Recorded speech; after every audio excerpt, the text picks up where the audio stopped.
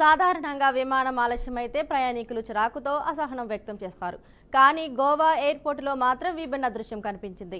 IndiGo airlines విమానం ఆలస్యం అవడంతో ప్రయాణికులు అక్కడే గర్భానృత్యం చేస్తూ కాలక్షేపం చేశారు. ఇండిగో ఎయిర్లైన్స్ కు చెందిన విమానం గోవా నుంచి సూరత్కు వెళ్లాల్సి ఉంది. అయితే పైలట్ అనారోగ్యానికి గురవడంతో విమానం ఆలస్యమైంది. ఈ క్రమంలో మయూర్ అనే ప్రయాణికుడు తాను గర్భాడ కార్యక్రమానికి సూరత్ వెళ్లాల్సి ఉందని, కానీ విమానం ఆలస్యం కావడంతో పాల్గొనలేకపోతున్నానని సిబ్బందితో చెప్పాడు. దీంతో ఇండిగో సిబ్బంది ఎయిర్పోర్టులోనే స్పీకర్ను ఏర్పాటు చేశారు. దాంతో అక్కడ ఉన్న ప్రయాణికులు గర్భానృత్యం చేయగా సిబ్బంది కూడా వారితో కలిసి పాల్గొన్నారు. విమానం ఆలస్యం కారణంగా నిరుత్సాహానికి గురైన గర్భానృత్యం ద్వారా మధురమైన అనుభూతిని పొందారని, ఇది జీవితంలో మరిచిపోలేని రోజు అని ఓ ప్రయాణికుడు ఆనందం వ్యక్తం చేశాడు.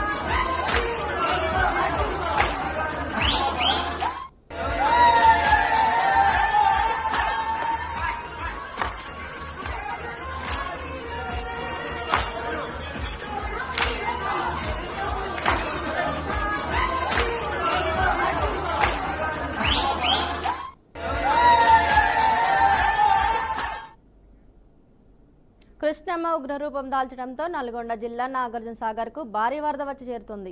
నల్లమల అటవీ ప్రాంతంలో ఎడతెరిపి లేని వర్షాల కారణంగా ఎగువ ప్రాంతాల నుంచి సాగర్ కు భారీగా వరద నీరు రచ్చిపోతుంది.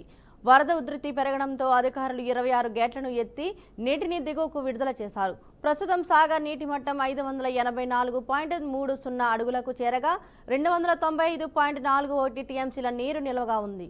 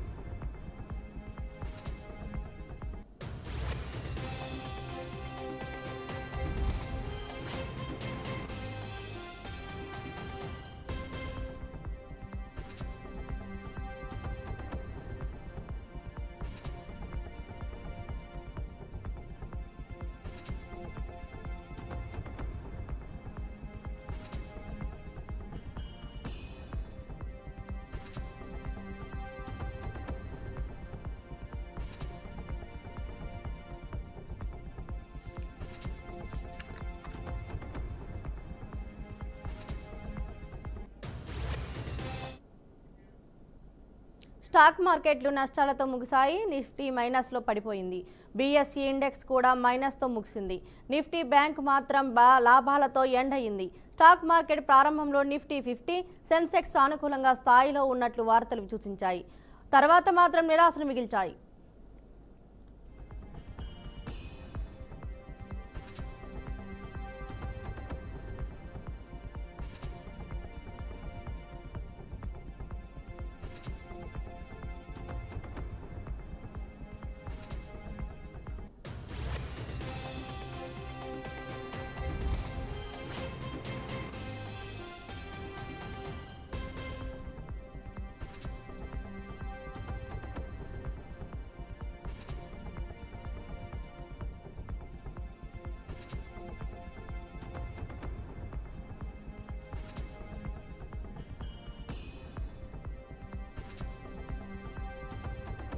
స్టాక్ మార్కెట్లు నష్టాలతో ముగిశాయి. నిఫ్టీ మైనస్లో పడిపోయింది.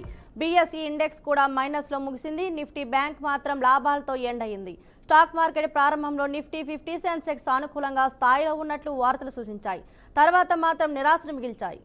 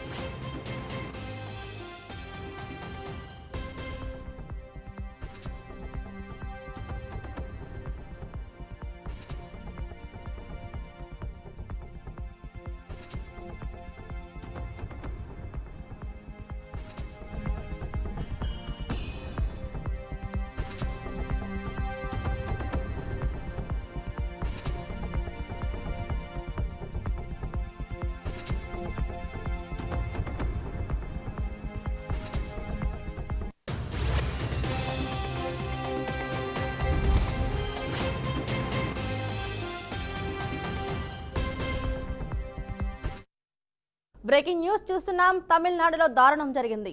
తిరువన్నమలైలో ఆంధ్ర యువతిపై అక్కడి కానిస్టేబుల్ ఇద్దరు అత్యాచారం చేశారు. ఇద్దరు కానిస్టేబుల్స్ అత్యాచారం చేశారు. ఎందైల్ బైపాస్ వద్ద టమాటాలు తరలిస్తున్న వాహనాన్ని ఆపిన పోలీసులు అనుమానం ఉందంటూ అందులో ఉన్న యువతిని వాహనం నుంచి దించారు. ఎవరు లేనిది చూసి పక్కనే ఉన్న పొలంలోకి లాక్కెళ్లి సుందర్, సురేష్ రాజులు ఇద్దరు కానిస్టేబుళ్లు అత్యాచారానికి పాల్పడ్డారు. బాధితురాలిని ఆసుపత్రికి తరలించిన స్థానికులు పోలీసులకు సమాచారం అందించారు.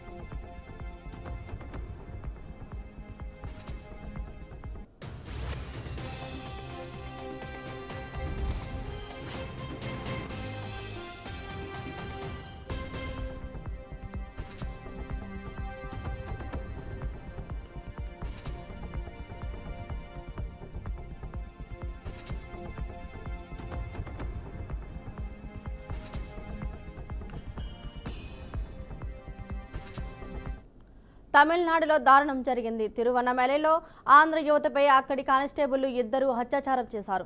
ఇద్దరు కానిస్టేబుల్స్ అత్యాచారం చేశారు. ఎంతైల్ బైపాస్ వద్ద టమాటాలు తరలిస్తున్న వాహనాన్ని ఆపిన పోలీసులు అనుమానం ఉందంటూ అందులో ఉన్న యువతిని వాహనం నుంచి దించారు. ఎవరు లేనిది చూసి పక్కనే ఉన్న పొలంలోకి లాక్కెళ్లి సుందర్, సురేష్ రాజ్ ఇద్దరు కానిస్టేబుల్ అత్యాచారానికి పాల్పడ్డారు. బాధితురాలిని ఆసుపత్రికి తరలించిన స్థానికులు పోలీసులకు సమాచారం అందించారు.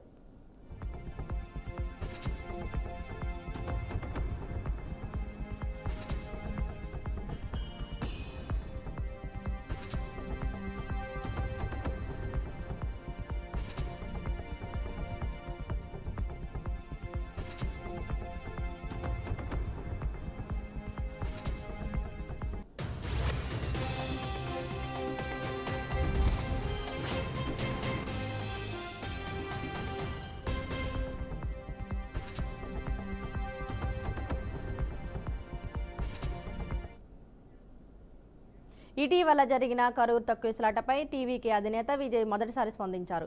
ఈ ఘటన తనను తీవ్రంగా కలిచివేసిందని ఆవేదన వ్యక్తం చేశారు. ఎంతో ప్రేమతో తన మీటింగ్కు ప్రజలు, అభిమానులు వచ్చారని, అయితే ఇలాంటి ఘటన చోటు చేసుకోవడం తనను తీవ్రంగా కలిచివేసిందన్నారు. తాను భద్రతకే అధిక ప్రాధాన్యత ఇస్తానని వెల్లడించారు. త్వరలో నిజాలు బయటికి వస్తాయన్న ఆయన, నన్ను టార్గెట్ చేయండి, నా ప్రజలను కాదని ప్రభుత్వాన్ని పరోక్షంగా హెచ్చరించారు. త్వరలో బాధిత కుటుంబాలను పరామర్శిస్తానని విజయ్ తెలిపారు.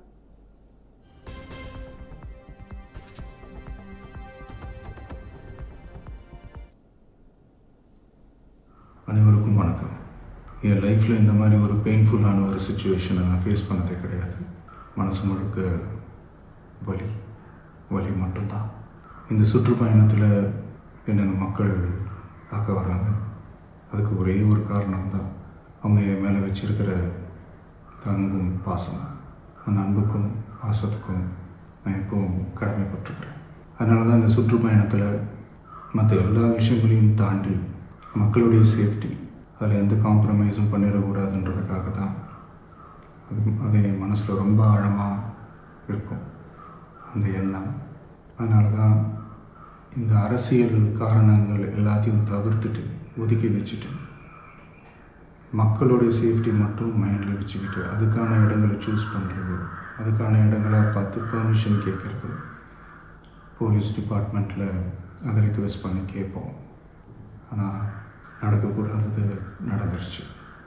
ஆனால் மனுஷன் தானே, அந்த நேரத்தில் அத்தனை பேர் பாதிக்கப்பட்டு இருக்கும்போது எப்படி அந்த ஊரை விட்டுட்டு என்னால் கிளம்பி வர முடியும்? நான் திரும்ப அங்கே போகணும்னு இருந்துச்சுன்னா அதை ஒரு காரணம் காட்டி. తిరుపతి జిల్లా రేణిగుంట మండలం గురవరాజుపల్లి పంట పొలాల్లో 220 kV హై వోల్టేజ్ టవర్ ఎక్కిన కర్ణాటక నివాసి మరణించింది. టవర్పై ఎక్కువసేపు ఉండడంతో శక్తి క్షీణించి ఆమె అక్కడి నుంచి దూకింది.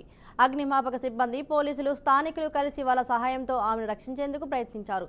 వలలో పడినప్పటికీ నోటి నుంచి రక్తం రావడంతో ఆమెను వెంటనే బాలాజీ హాస్పిటల్కు తరలించారు. చికిత్స పొందుతూ వ్యక్తి అక్కడికక్కడే మృతి చెందారని వైద్యులు నిర్ధారించారు. ప్రస్తుతం పోలీసులు సంఘటనపై దర్యాప్తు చేస్తున్నారు.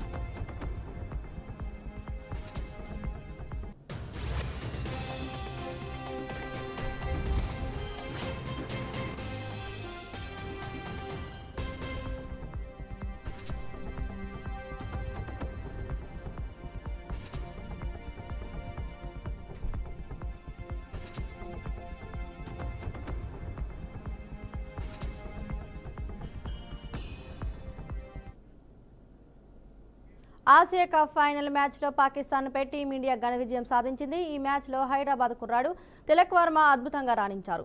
భారత జట్టు విజయం సాధించడంలో కీలక పాత్ర పోషించారు. ఈ క్రమంలో హైదరాబాద్లోని లింగంపల్లిలో తాను శిక్షణ పొందిన లెగాల క్రికెట్ అకాడమీలో తిలక్ వర్మ సందడి చేశారు. అనంతరం అక్కడే సమావేశం నిర్వహించారు. ఆసియా కప్ ఫైనల్ మ్యాచ్ విజయాన్ని భారత జవాన్లకు అంకితం ఇచ్చినట్లు తిలక్ వర్మ తెలిపారు. మైదానంలో పాకిస్తాన్ ప్లేయర్లు అనేకసార్లు రెచ్చగొట్టే ప్రయత్నం చేశారని అన్నాడు. మాకు చాలా కోపం వచ్చింది, కానీ కళ్ళ ముందు దేశం కనిపించింది, అందుకే ఓపికగా ఆడామని చెప్పారు. దాంతోపాటు అప్పటికే 3 కీలకమైన వికెట్లు కూడా కోల్పోయామని స్పష్టం చేశారు. దాంతో నా మీద మరింత బాధ్యత పెరిగిందని, అందుకే కసిగా ఆడి జట్టుకు విజయాన్ని అందించామని తిలక్ వర్మ అన్నారు.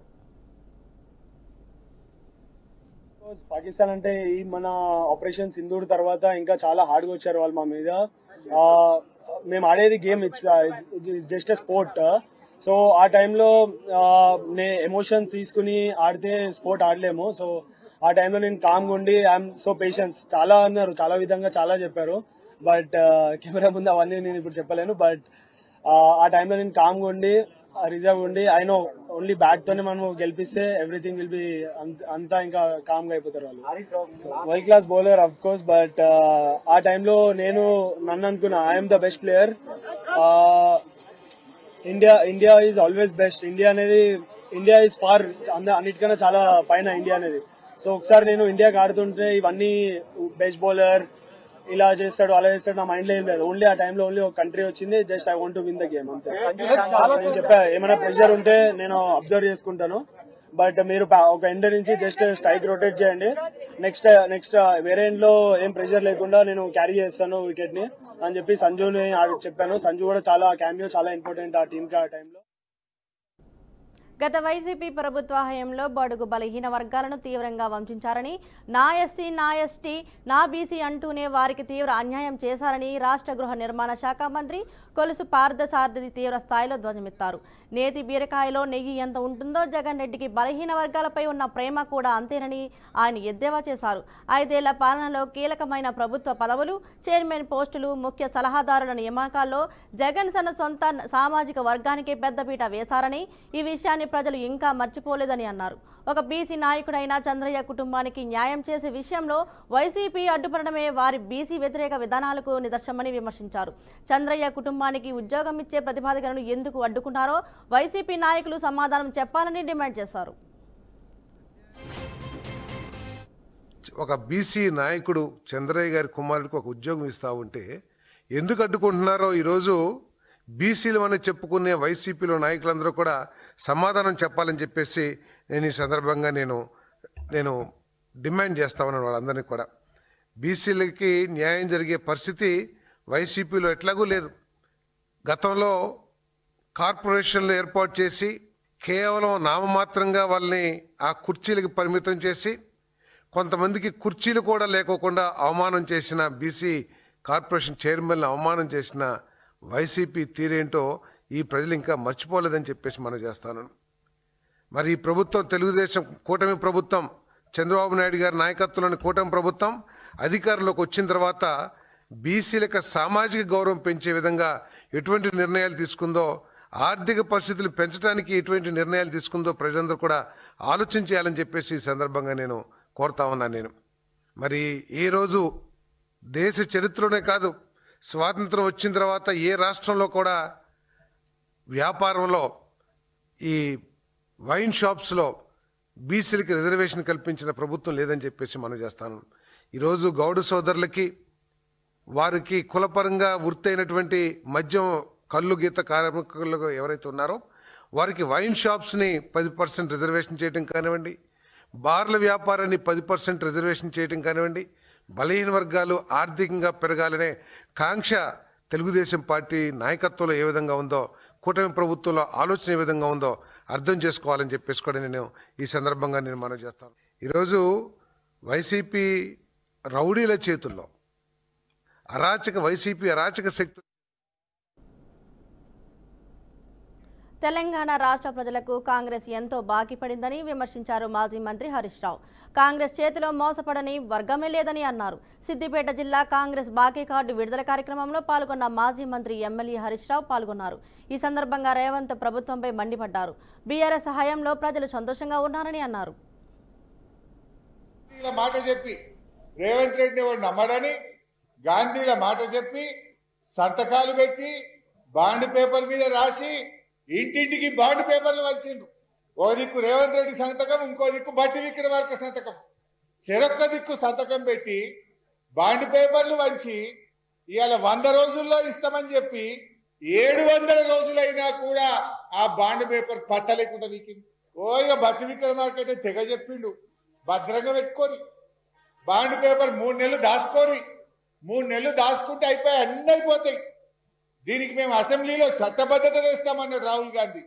మరి అడవే చట్టబద్ధత? మొదటి కేబినెట్ లోనే చట్టబద్ధత తెస్తామన్నారు. 30 కేబినెట్లు అయింది, చట్టబద్ధత లేదు, అసెంబ్లీలో పెట్టింది లేదు, బాండ్ పేపర్ గురించి మళ్ళీ రివ్యూ చేసింది లేదు. పెద్ద పెద్ద మాటలు మాట్లాడిన రాహుల్ గాంధీ పత్తకు లేకుండా వికిండిగా ఇటాంకలు వస్తే ఏడేవాడని నన్ను పట్టుకుంటాడేమో, అడుగుతాడేమో.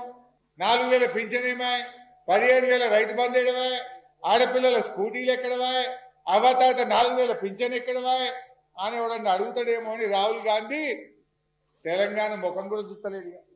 మరి నువ్వు ఆనాడు నాది గ్యారంటీ అన్నావు కదా రాహుల్ గాంధీ.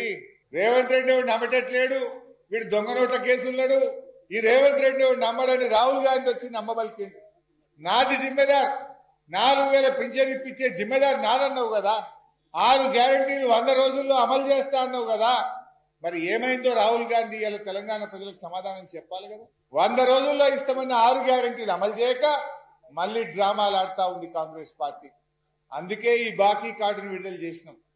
ఈ బాకీ కార్డును ఇంటింటికి ఇయ్యాలి. మీరు రైతులకు ఎట్లా మోసం జరిగింది, మన అక్క చెల్లెలకు ఏం జరిగిందో మీకు తెలియదా?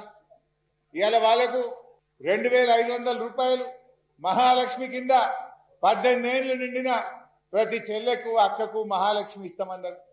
ఏమైంది? 2500 వచ్చినాయి ఎవరికన్నా? మరి అక్క చెల్లెలకు చెప్పాలి మనం. ఆ రోజేమో గాంధీల మాట చెప్పి H1B వీసాల విషయంలో అమెరికా కఠిన చర్యలు తీసుకుంటుంది. వీసా ఫీజును $215 నుంచి $1,00,000 పెంచుతూ అమెరికా అధ్యక్షుడు డొనాల్డ్ ట్రంప్ నిర్ణయం తీసుకున్నారు. ఈ క్రమంలో అమెరికా వాణిజ్య మంత్రి హోవార్డ్ లుట్నిక్ కీలక వ్యాఖ్యలు చేశారు. 2026 ఫిబ్రవరికి ముందే ఆ వీసాల జారీ ప్రక్రియలో గణనీయమైన మార్పులు ఉంటాయని వెల్లడించారు. పాత విధానంలో లోపాలు ఉన్నాయని వ్యాఖ్యానించారు.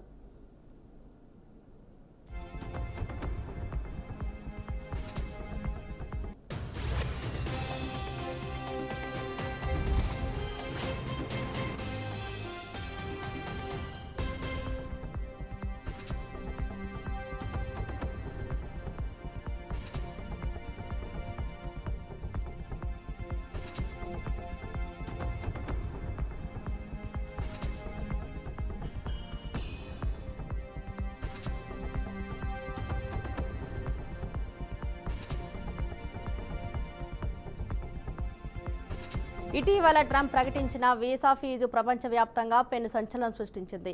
H1B వీసాపై విధించిన $1,00,000 రుసుము వార్షిక ఫీజు కాదని, దరఖాస్తు చేసుకునే సమయంలో కట్టాల్సిన వన్ టైం ఫీజు మాత్రమేనని White House press secretary Karoline Leavitt స్పష్టత ఇచ్చింది. ఈ వన్ టైం $1,00,000 రుసుము ఇకపై కొత్తగా H1B వీసాకు దరఖాస్తు చేసుకునే వారికి అమలు చేస్తామని, ప్రస్తుత వీసాదారులకు రెవెన్యూలకు వర్తించదని చెప్పారు. దీనిని ఉద్దేశించి వాణిజ్య మంత్రి మాట్లాడారు. 2026 నుంచి ఈ ప్రక్రియ అంతా అమల్లోకి వస్తుందని, 2026లో గణనీయమైన మార్పులు ఉంటాయని తెలిపారు.